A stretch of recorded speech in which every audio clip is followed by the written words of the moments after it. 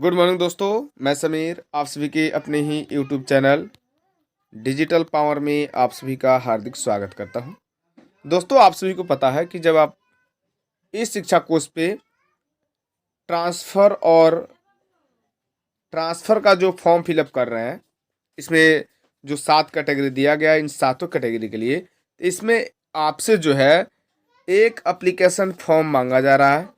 तो उस application form को आप कैसे लिखेंगे और किसके पास लिखेंगे, किसको संबोधन करेंगे करके आप लिखेंगे, तो क्या इसमें जो है डीईओ जो है यानी उससे जो है इस एप्लीकेशन को सत्यापित कराना होगा या नहीं कराना होगा, यह जानकारी हम आपको इस वीडियो में देने वाले हैं। और आपका जो फॉर्म है उस फॉर्म को जो आपका एप्लीकेशन फॉर्म है, एप्लीकेशन फॉर्म को आपको कैसे भरना है, कैसे एप्लीकेशन फॉर्म जो है वो आपको लिखना है, यह मैं आपको इस वीडियो में बताने वाला हूं। और आपको अपलोड कैसे करना है, अपलोड करने का भी तरीका मैं आपको बताने वाला हूं।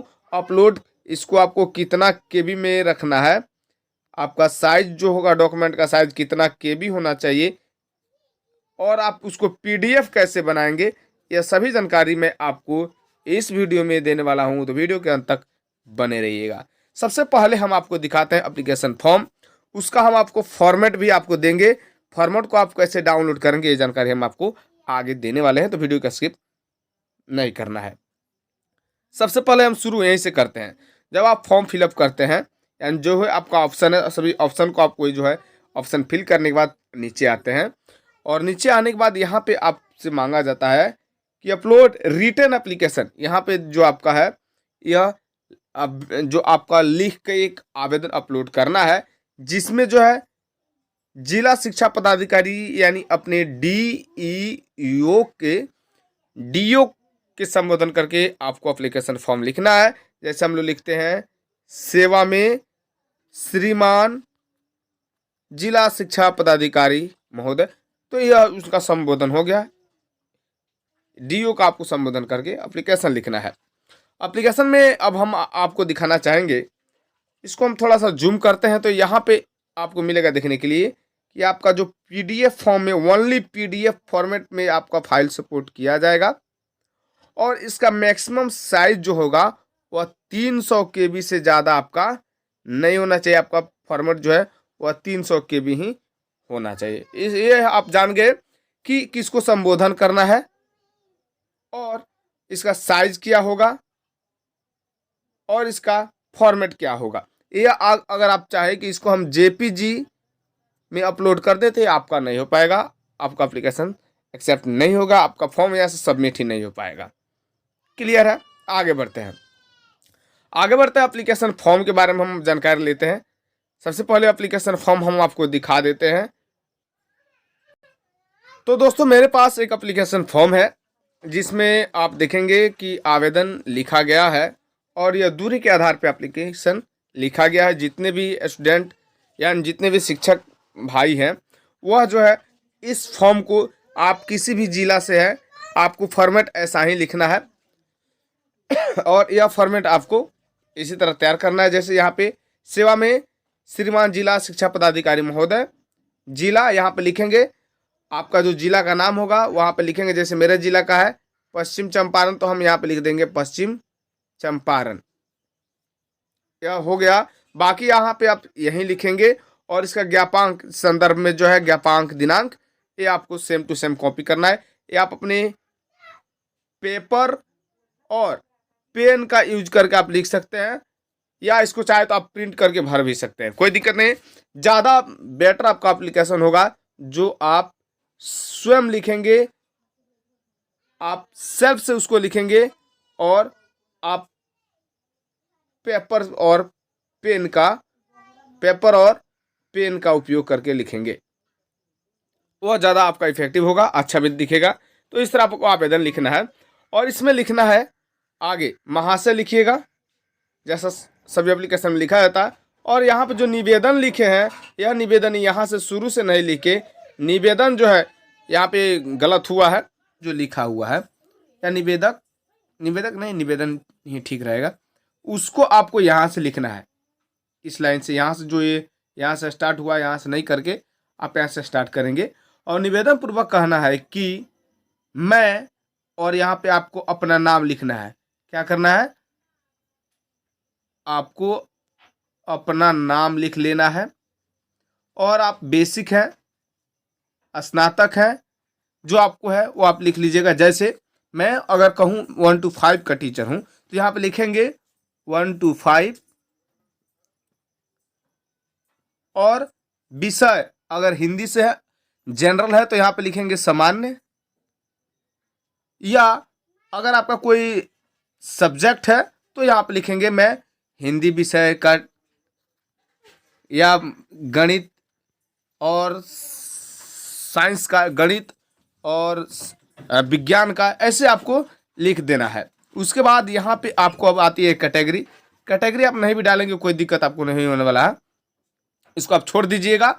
या आप देना चाहे तो कैटेगरी फला के पद पर, प्राथमिक विद्यालय अगर होगा तो आप प्राथमिक लिखिएगा, मध्य विद्यालय हो तो मध्य, और उत्क्रमित हो तो उत्क्रमित मध्य विद्यालय लिखेंगे। आप यही नहीं कि पूरा का पूरा आप कॉपी कर दीजिएगा। आपका जैसे मेरे विद्यालय का नाम है तो हम यहाँ पे लिखेंगे राजकीय उत्क्रमित मध्य विद्यालय, और उसके आपका जो नाम होगा, गांव जिस गांव में होगा या जहाँ पे होगा उसका यहाँ पे लिखेंगे। जैसे लौरिया, तो यहाँ पे आप लिख दीजिएगा लौरिया, ऐसे आपको लिखना है बस। उसके बाद आप लिखिएगा प्रखंड, विद्यालय का नाम तो हो गया। उसके बाद ये प्रखंड जो है, ये प्रखंड आपको नहीं लिखना है। सबसे पहले यहाँ पे गलती से लिखा गया है, जिनके द्वारा लिखा गया है, यहाँ पे आपको सबसे पहले लिखना है जिला, यहाँ पे लिखेंगे जिला। उसके बाद आता है आपको प्रखंड लिखिएगा, जिसमें फलाना प्रखंड। उसके बाद आप लिखेंगे पंचायत, फलाना पंचायत में विद्यालय अध्यापक के रूप में दिनांक इतना से अब तक, इतना से जब लिख दिए तो यहाँ पे आपको या अगला डेट आपको नहीं डालना है।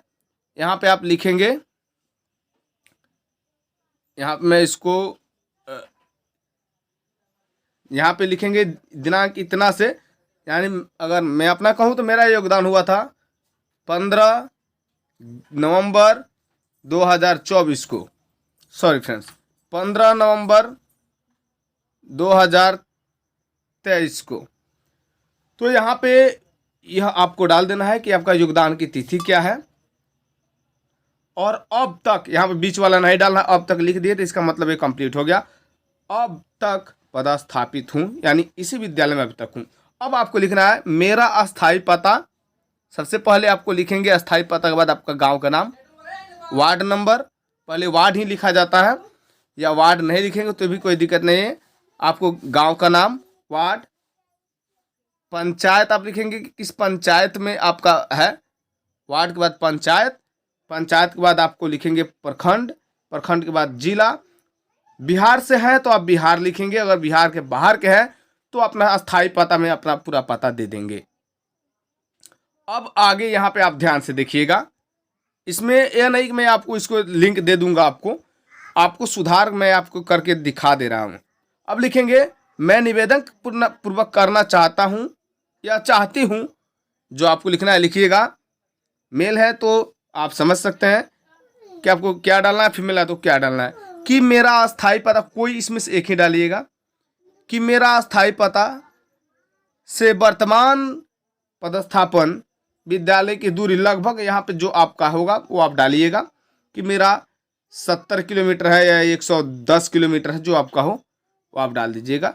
मैं अपने गृह जिला, अपने जिला का नाम, गृह अनुमंडल में पदस्थापित हूँ, अगर है अपने गृह जिला में ही तो डालिएगा कि पदस्थापित हूँ, अगर नहीं है तो नहीं हूँ। फिर भी एक जिला से या एक अनुमंडल से दूसरे अनुमंडल की दूरी जो होता है वो कुछ ज़्यादा ही हो जाता है, या एक ही अनुमंडल में आप रह रहे हैं, अपने होम अनुमंडल में ही रह रहे हैं, तो उसकी भी दूरी आपको 100 किलोमीटर के आसपास या 110 किलोमीटर हो सकता है, या इतना हो सकता है, नहीं है तो भी कोई दिक्कत नहीं है। पदस्थापन की दूरी जो इतना है अपना किलोमीटर लिखिएगा।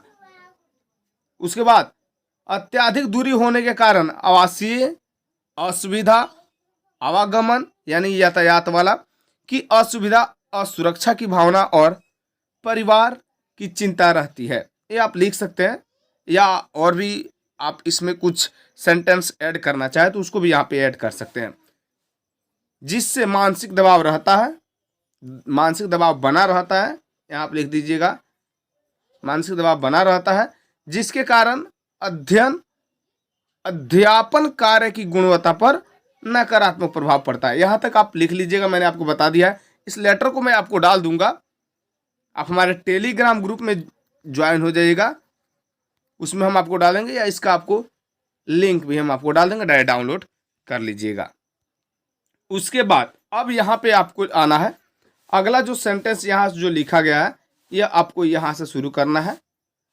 मैं चाहता हूँ कि मेरी अस्थायी पता से निकटतम दूरी पर ऐच्छिक स्थानांतरण जो आप विकल्प दिए हुए हैं, ऊपर जो फॉर्म आप अप्लाई किए हैं, दिए गए विकल्प के अनुसार कर दिया जाए, जिससे कि बिना किसी मानसिक दबाव के अध्यापन कार्य के साथ साथ पारिवारिक जिम्मेदारी का भी निर्वाह कर सकूं। यह जो आपको लिख देना है। फिर आपको पैराग्राफ चेंज करना है और यहाँ पे आपको लिख देना है अतः, यहीं से शुरू करना है। यह जो यहाँ पे लिखा गया है नहीं लिखना है, आपको यहीं से लिखना है जहाँ सेंटेंस आपका खत्म हो गया है, समाप्त हुआ वहीं से। अतः श्रीमान से प्रार्थना है कि उपरोक्त अंकित बातों को देखते हुए मेरे ऐच्छिक स्थान जो विकल्प दिए हुए हैं पर स्थानांतरण स्वीकृत करने हेतु या स्वीकृत करते हुए जो आपको सेंटेंस अच्छा लगे उसका यूज कीजिएगा। मेरा ऐच्छिक स्थानांतरण के लिए आगे की प्रक्रिया हेतु अनुमति प्रदान करने की कृपा की जाए। इसके लिए मैं अब आपको आभारी बन जाना है। आप पढ़ते आए हैं, लिखते आए हैं, इसके लिए मैं सदा आपका आभारी बना रहूँगा और ये आपको लिख देना है। आपका आवेदन कंप्लीट हो चुका है। इसी तरह आप सभी आवेदन लिखेंगे, जो भी हो वो आप अदर स्टेट वाले हैं या किसी भी आपको तरह का आवेदन लिखना है, बस यही आपको मैटर लिख देना है। मैटर थोड़ा चेंज हो सकता है कि आपका हो सकता है किसी का जिला चेंज हो, तो वह जिला चेंज के लिए भी यहाँ पे दूरी के आधार पर ही होगा, तो दूरी के आधार पे आप ये फॉर्म या आवेदन आप लिख सकते हैं। अब यहाँ पे आता है कि अब जो यहाँ पे विश्वास भाजक बनाया जाता है, तो यहाँ पे लिखिएगा विश्वास भाजन लिख लीजिएगा। यहाँ पे आप अपना लिख लीजिएगा कि आपका पदनाम क्या है, यानी कि इस पोस्ट पे है, तो आप लिख लीजिएगा विद्यालय अध्यापक या जो विशिष्ट शिक्षक या जो भी है वो आप यहाँ पे लिख लीजिएगा।